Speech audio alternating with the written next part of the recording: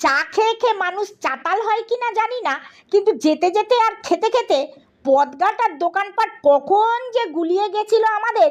আবার আমরা ঘুরপাক খেয়ে আগের দোকানে, সবের আগেরটায় ফিরে এসেছি, তা খেয়ালই হয়নি। চমক ভাঙলো যখন, টনক নড়ল দোকানদারের।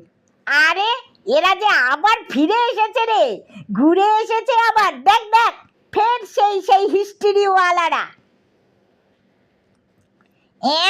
সেবারে দেখলাম বাচ্চাটার, এবারে দেখছি ধাড়িটাকে ধরেছে।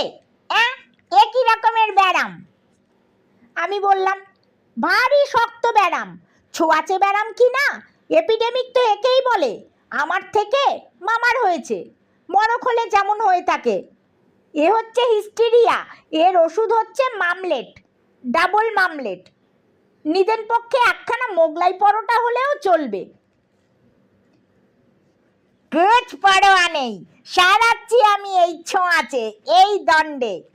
এই নিয়ে আয় তো কেউ গরম জলের কেটলিটা, হাঁকলো সেই চাওয়ালা। চায়ের দরকার নেই, পরোটারও পরোয়া করে না, শুধু গরম জলেই সারবে এই রোগ।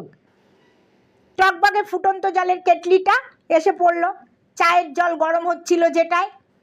উপর কর দে, উপর করে পুরো কেটলিটা এই লোকটার উপর। হ্যাঁ, তার আগে এই ছোড়াটার মাথাতেও ছটাক্কানেক ছাড়। শুনতে না শুনতেই আমি ছোটকে আসি। বারে আমি কেন, আমাকে কেন, আমার মাথায় কিসের জন্যে? আমার তো হিস্টেরিয়া হয়নি।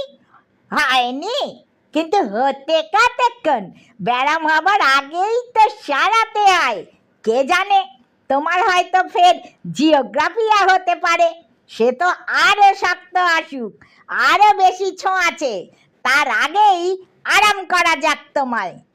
আরামের কথা পারতেই আমি এক লাফ মারি, রাম লাফ, রামরাজ্য সুলভ লাফ।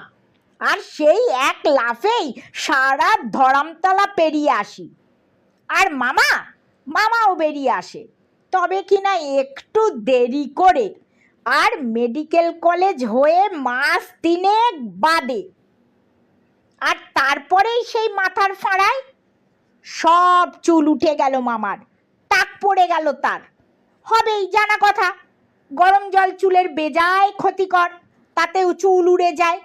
পড়েছিলাম হাইজিনে, কথাটা মিথ্যে নয়। ট্যাক্সও না দিয়ে বিনে পয়সায় চা খেতে গেলে যা হয়